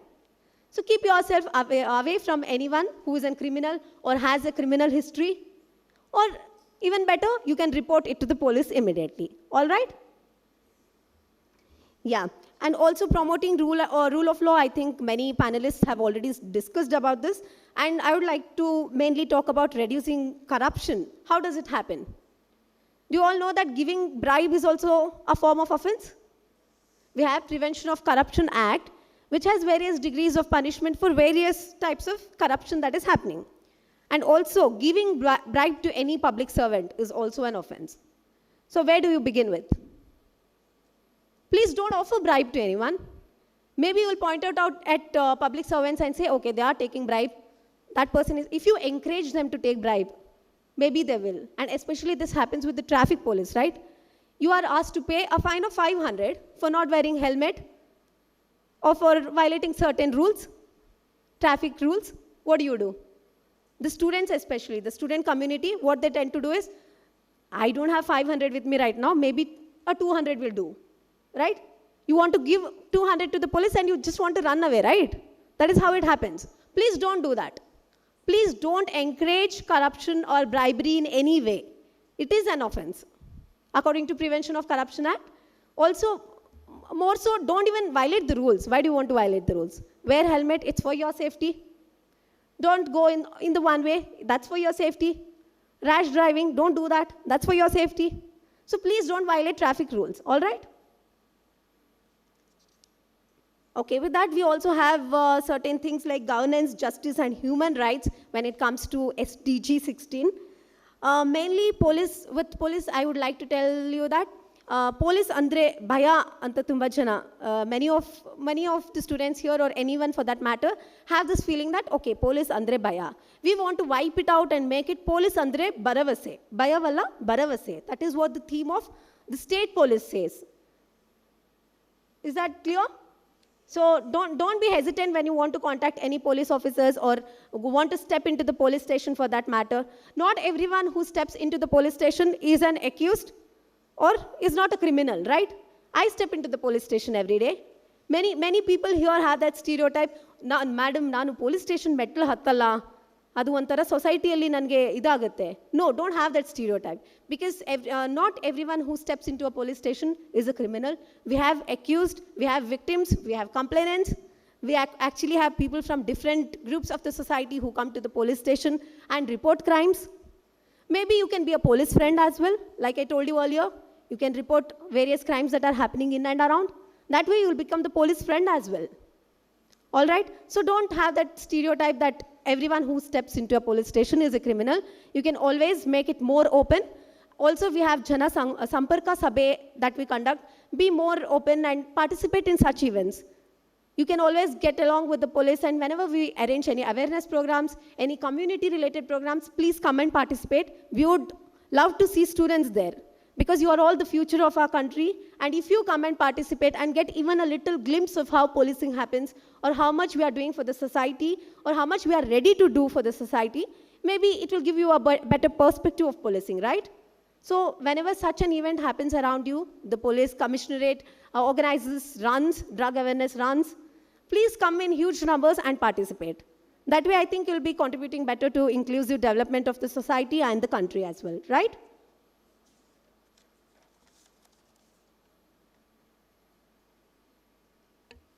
Okay, related to human rights, I must say there is Human Rights Commission, and also mainly from police point of view, what we want to address is police custodial violence. Whenever we take any accused into police custody, there is general saying that, okay, police take them in and beat them up and frame them into certain sections of the laws that are there and fit them there.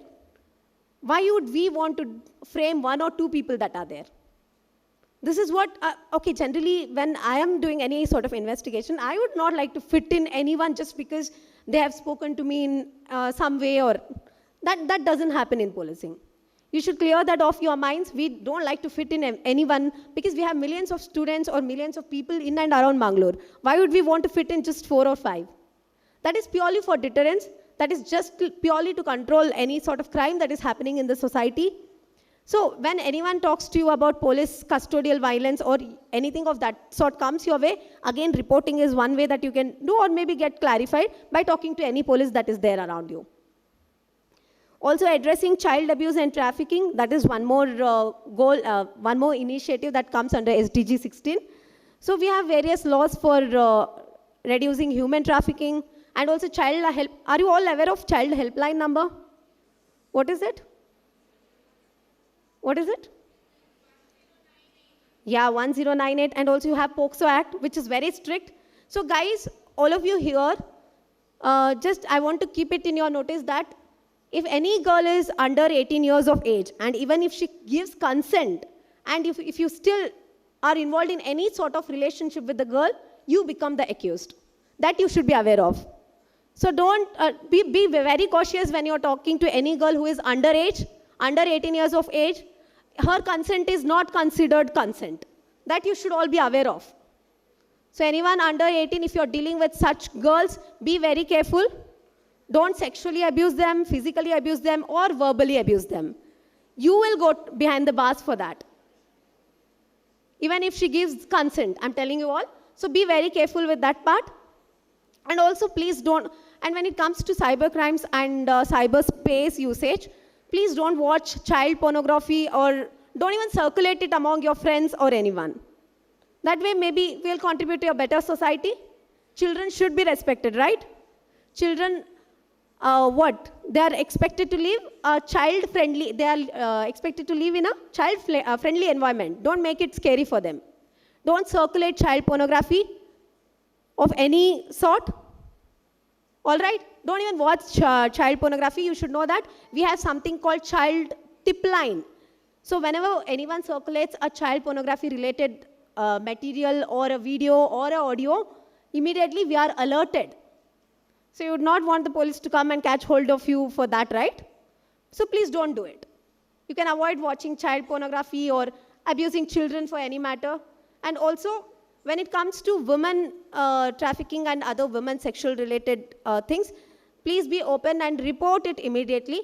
There is a Prevention of Sexual Harassment Act, POSH, and also there are internal committees set up everywhere in every colleges, every schools, I guess. So whenever you want to report anything, girls, don't be quiet and bring it to the notice of anyone who is there around, maybe your friends, your faculty, or the police for that matter. Please report any incidents that happen against your will. So that way it will help us better reduce something like that and make the place safer for everyone, right? Also, mental health and well-being, again, when it comes to mental health and well-being, I think drug abuse is one thing which is actually taking away your mental health. Please keep yourself away from drugs. There are healthy alternatives for drugs. When it comes to drug abuse, people say maybe to put them to sleep or maybe to stay active or to fight depression, they take drugs. But you have healthy alternatives for everything. Sleeping on time, waking up on time, eating healthy food, practicing some sort of physical activities which will actually help you in releasing endorphins and give you good mood and good energy, good positive vibes. Yeah, that way you always have a healthy alternative for drugs and other things. So please don't go for drug abuse and other things. And if at all you have to report anything of that sort, you have a number called 1933. Suppose you need help to come out of drug addiction. You have various ways. You can talk to the police anytime, like I told you, and also maybe talk to anti-drug committee that is set up in every college. And apart from that, you also have drug helpline number 1933. All right? Can you all repeat the number? This is very important. If anyone is abusing drugs or is addicted to drugs and actually wants to come out of it, please help them and share this number with them. All right? So what is the economic cost of all these conflicts and whatever we spoke about now, the criminal activities, antisocial activities, all that is happening? We are losing a lot of youth in such things, right? We don't want the youth to be part of crimes. We want the youth to actually become what they are meant to be. Maybe you're doing various courses today. You should all actually become good doctors, good engineers, good whatever you want to become, civil servants. Maybe after your graduation, you want to write competitive exams and become civil servants. Yes, go for that. Don't divert yourself from the goals by indulging yourself in crimes or drug abuse or mental health issues or anything of that sort. So I would like to end this speech by telling that police is always there for you, and we would like to make it more safer for you, a safer place to live. And also, we want to ensure there is inclusive development of everyone that is there. We are not biased in any way. And you can approach us any time of the day, anywhere. You can come and drop by the office. We have the commissioner office, we have assistant commissioner office, we have police stations, and also you have the helpline number. What is it? 112. And we are always there for you. Yeah? With that, I would like to thank St. Aloysius deemed to be University, School of Arts and Humanities for having me here today. Thank you all.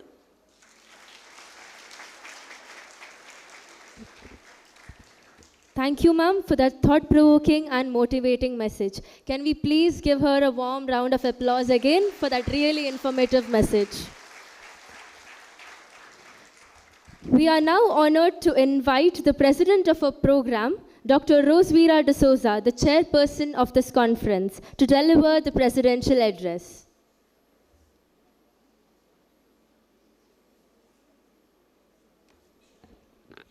Good evening.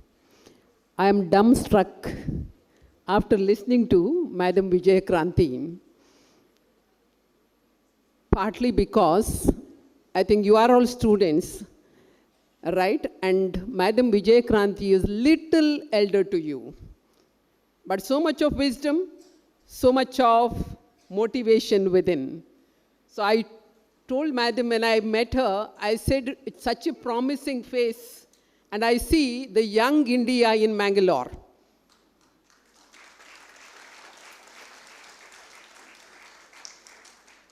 Respected director, Madam Devishri, Dr. Roshan Montero, Miss Rima, the conveners of this international conference, the faculty of the School of Arts and Humanities, and the volunteers and the student conveners definitely deserve a big round of applause.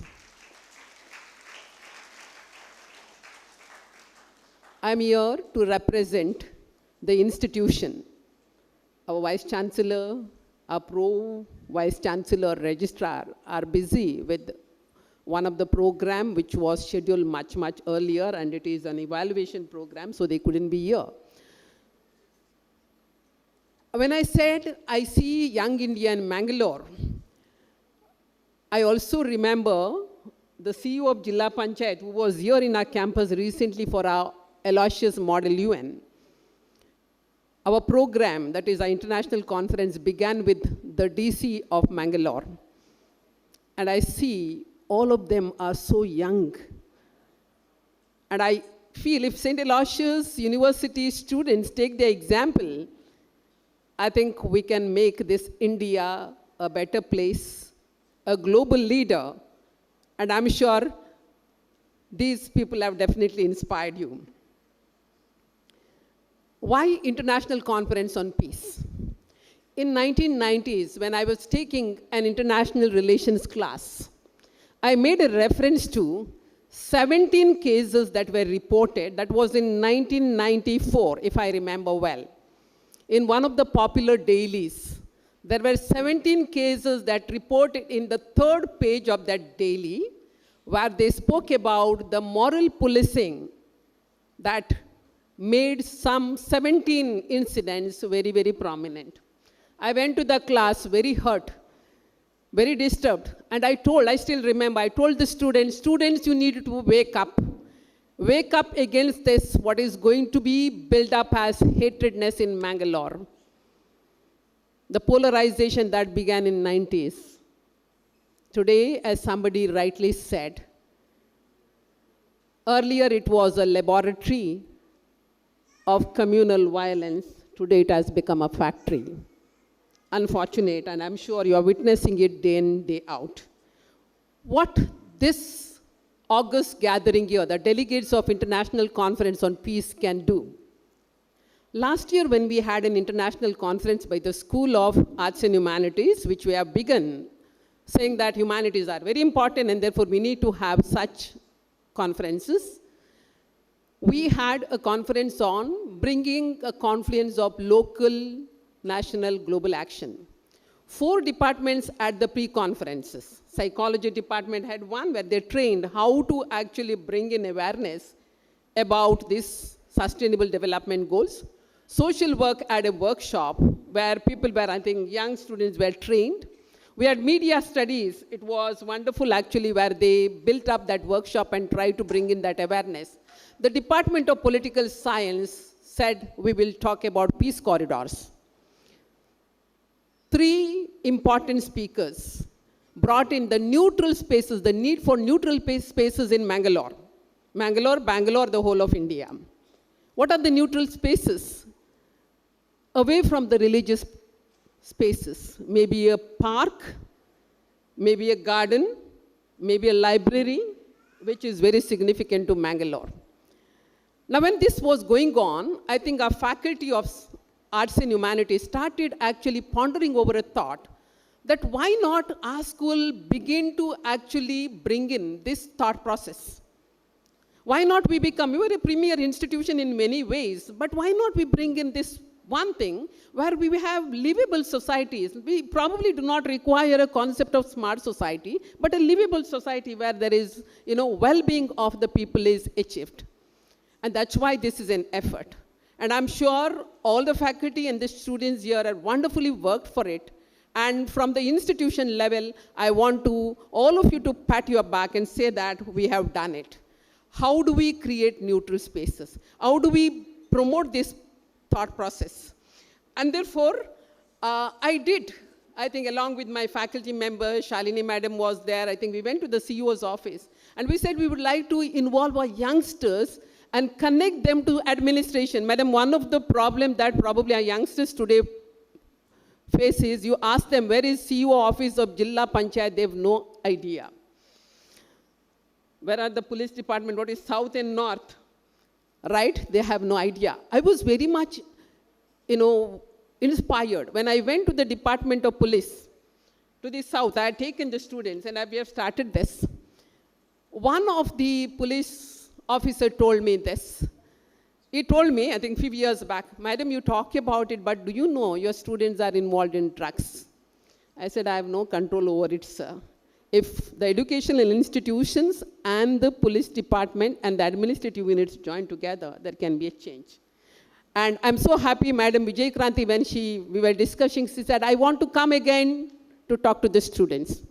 Exclusively talk about what the youngsters can do against the drugs. Madam, I invite you, maybe again and again, and your department to actually do it. We had talks on cyber crimes and other things when these things were actually reported. Our students were victims of it. And I remember having some talks about it prior to COVID. Now, after that, I don't think that our faculty has done it. We would like to have.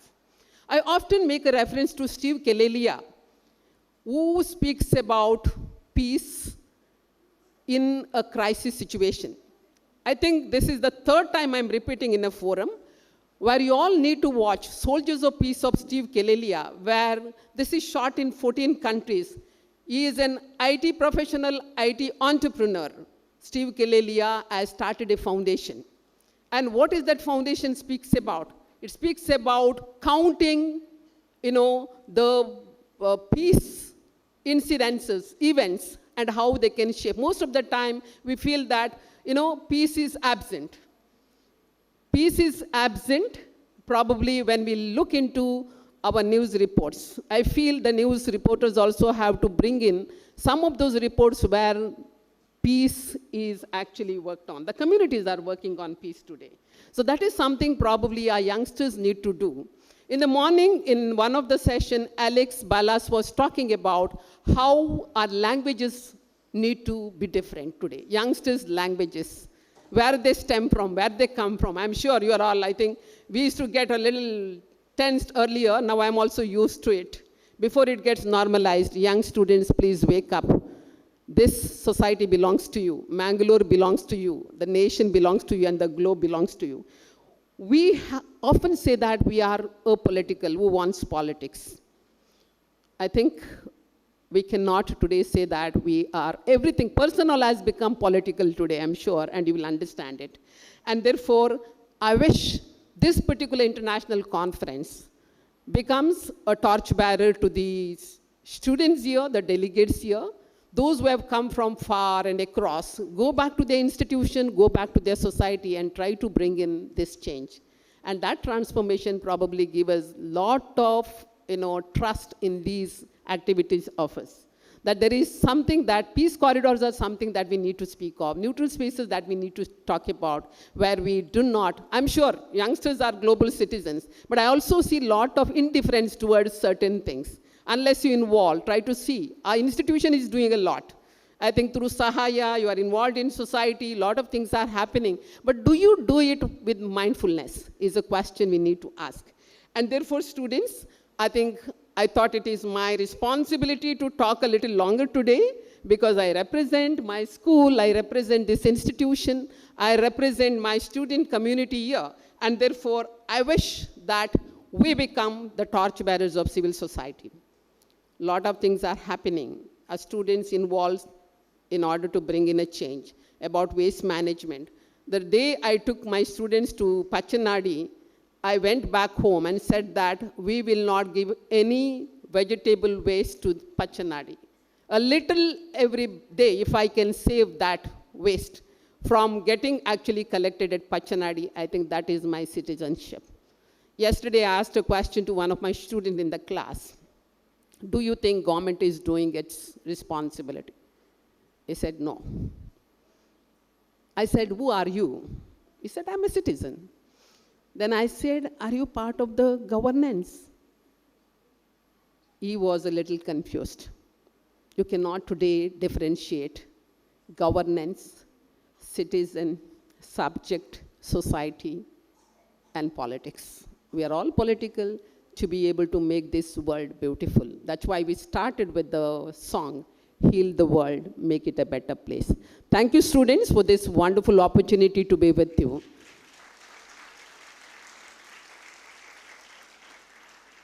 Hope to meet you for action plans, not just talks. Thank you once again. Thank you, ma'am, for that inspiring and guiding address. As we draw this valedictory program to a close, I now invite Ms. Reema Pinto, the student convener of the conference, to propose the vote of thanks.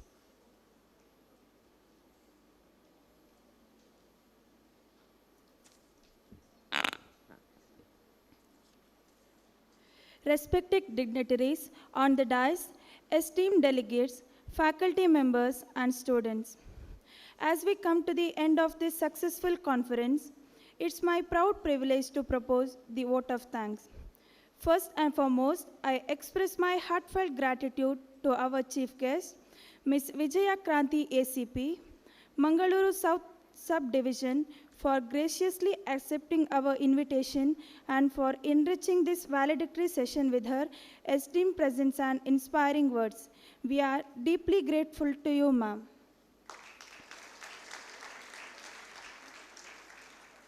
My deep sense of gratitude goes to President of the program, Dr. Rosvira D'Souza, Dean of Arts and Humanities and Chairperson, for her committed leadership and continuous encouragement throughout the conference.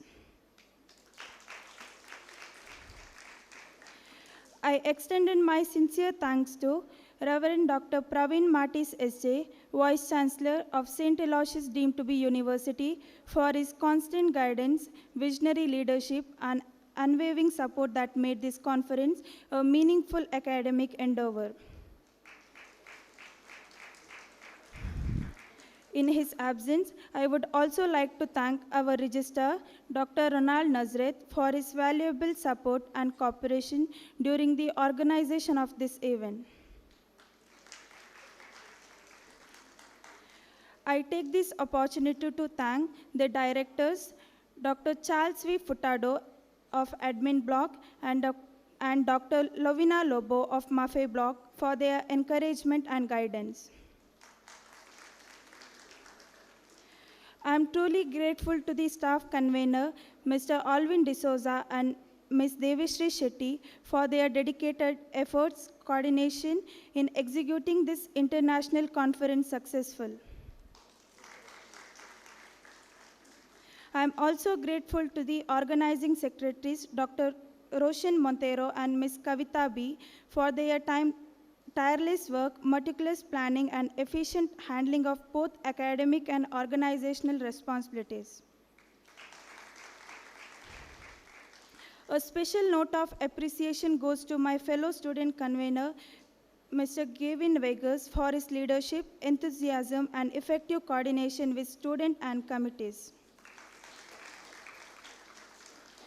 I sincerely thank all the staff members of various committees who work tirelessly behind the scene, the registration committee headed by Ms. Savita D'Souza, the finance and food committee headed by Dr. Rosvira D'Souza, the scientific review committee headed by Dr. Roshan Montero, the arrangement and program committee headed by Mr. Alvin D'Souza, the cultural committee headed by Ms. Ashwini, the publicity, documentation, photography and report committee headed by Mr. Vishal Nayak, the hospitality and escort committee headed by Dr. Alvin Meskit. Each committee's dedication and teamwork played a vital role in successful conduct of the conference.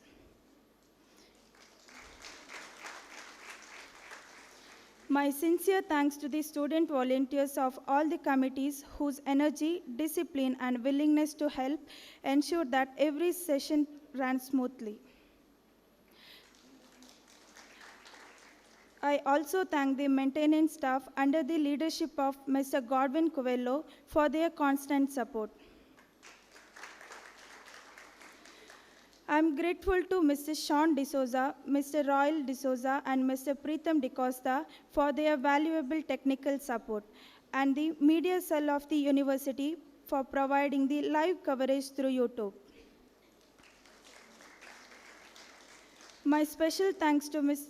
Chandrakala for her administrative assistance. I extend my heartfelt gratitude to all media persons for giving wide publicity and coverage to this conference. Finally, I thank all the delegates, participants, researchers, and attendees who made this international conference a successful through meaningful dialogues and reflection. Thank you all. Thank you, Ms. Reema, for your words of gratitude. I request the President of the program, Dr. Rosvira D'Souza, to present a memento to our chief guest.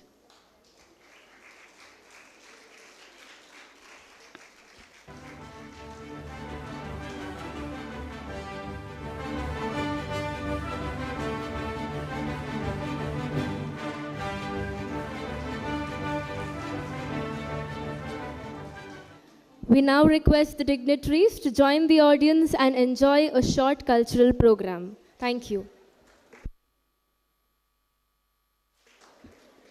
Here is an important announcement for all the delegates and those who presented the paper.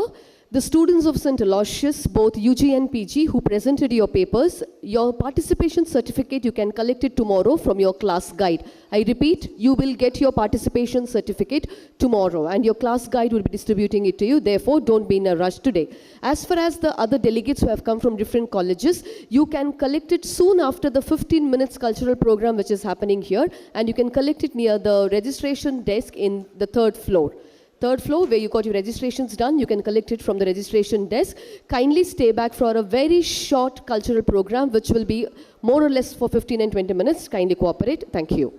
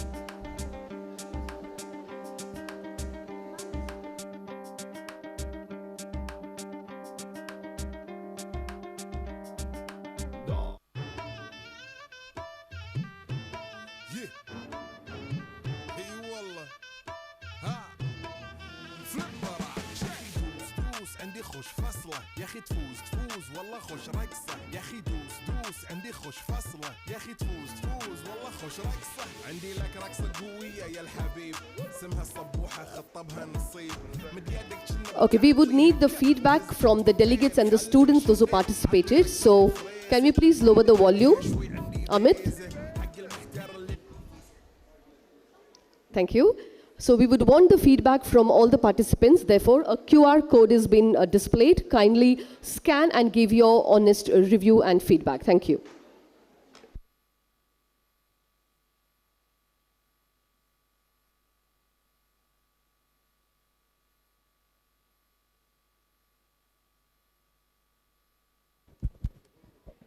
شنمالة حلو سوي رقصة المارشميلو ربعناها فوق كله كامل كلو رفيجك طايح كتفك. Hello.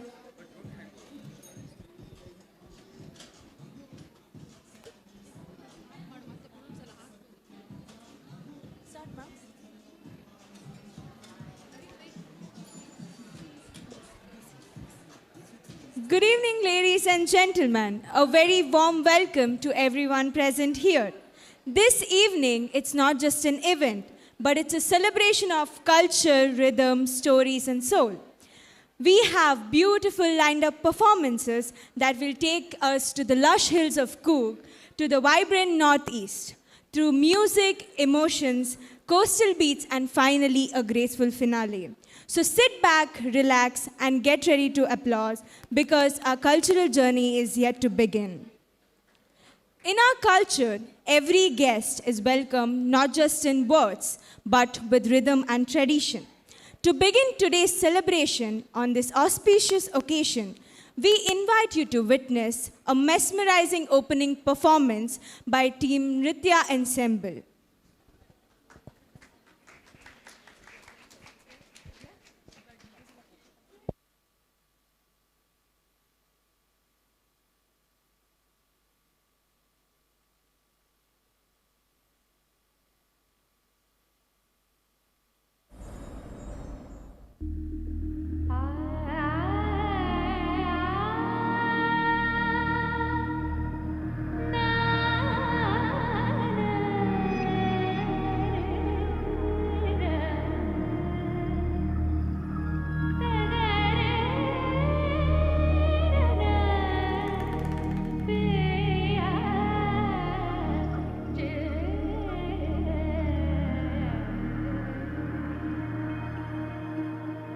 झिलका झिलका रे झिलका झिलका झिलका रे झिलका झिलका रे झिलका रे झिल झिलका रे झिलका झिलका रे झिलका झिलका झिलका रे झिलका झिलका रे झिलका रे झिल झिलका रे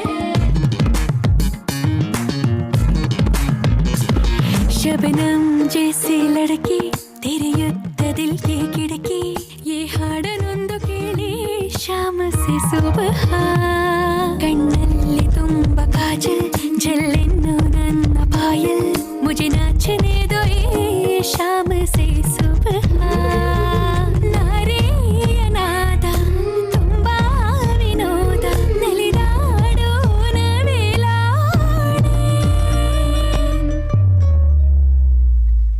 झिलका झिलका रे झिलका झिलका झिलका रे झिलका झिलका रे झिलका रे झिल झिलका रे झिलका झिलका रे झिलका झिलका झिलका रे झिलका झिलका रे झिलका रे झिल झिलका रे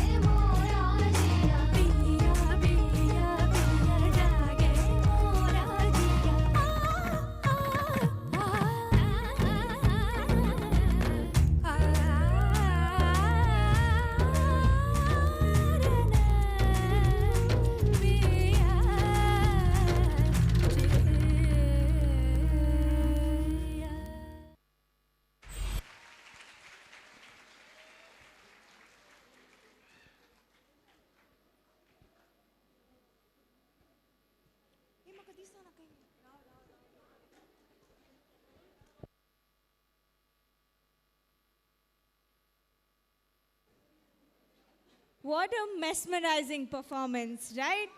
Next. Yes.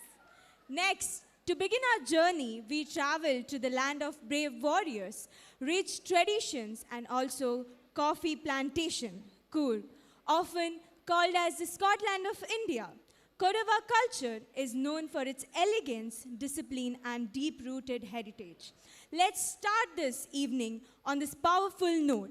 Please put your hands together for the beautiful Kodava dance.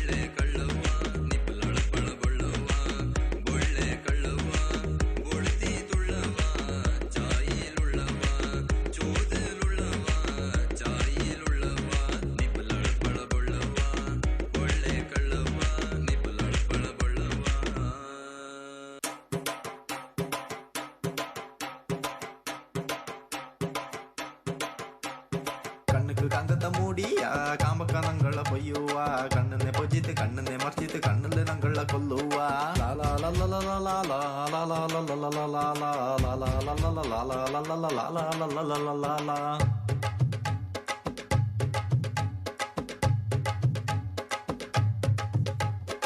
ஒரு கரடொரு மங்கள மங்களத்து பரி முடிய ஒரு கொடுவல்லி குடிச்சித்து கடிச்சித்து காம்பள்ள Sai மூடியலா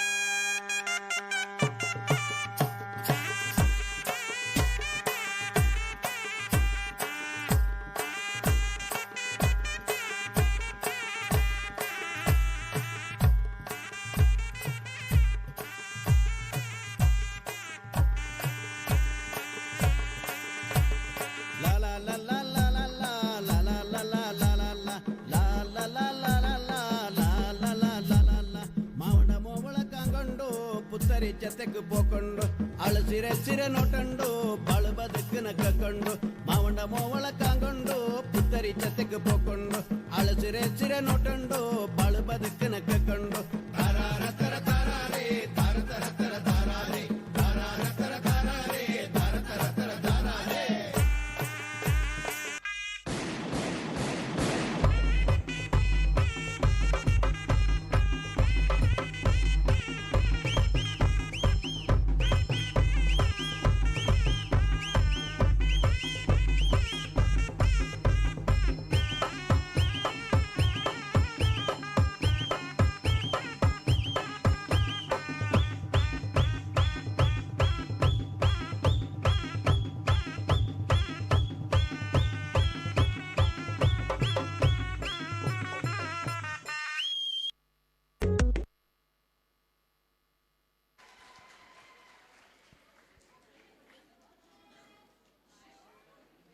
What a graceful performance. Thank you so much, team. From Coorg, let's now travel across the country to the enchanting lands of Northeast India, to the Seven Sisters.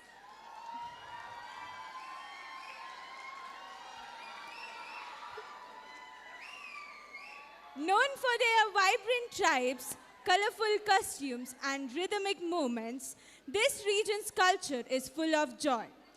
Get ready to witness a traditional Mizo dance by the team Northeast Dancers.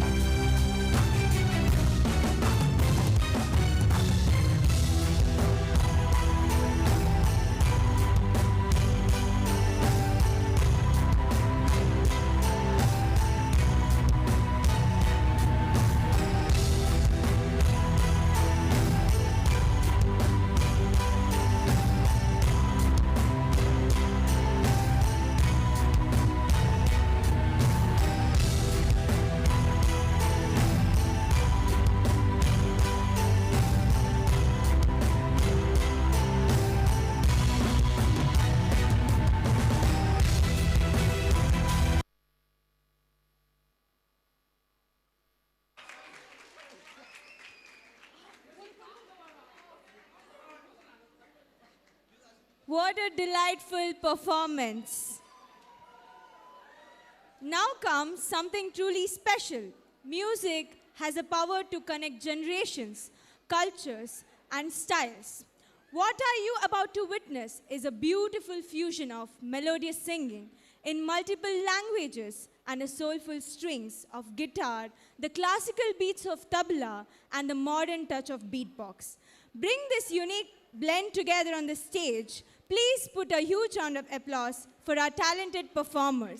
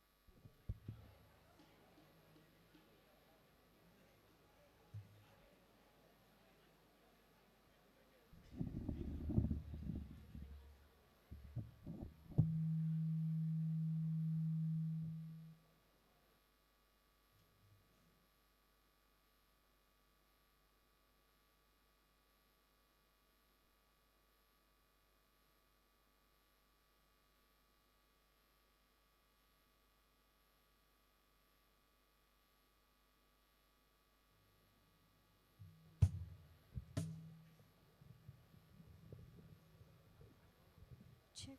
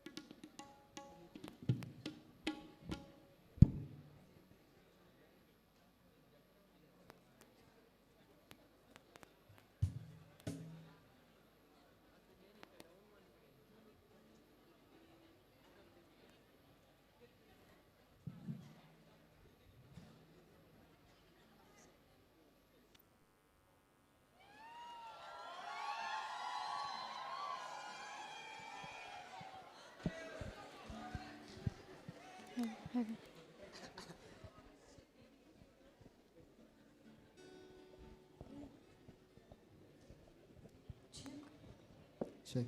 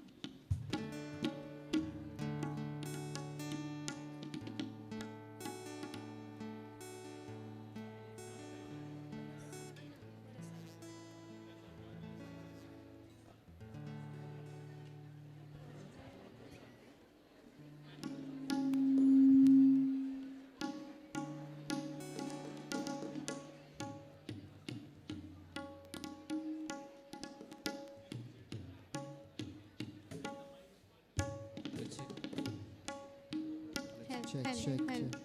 Check, check.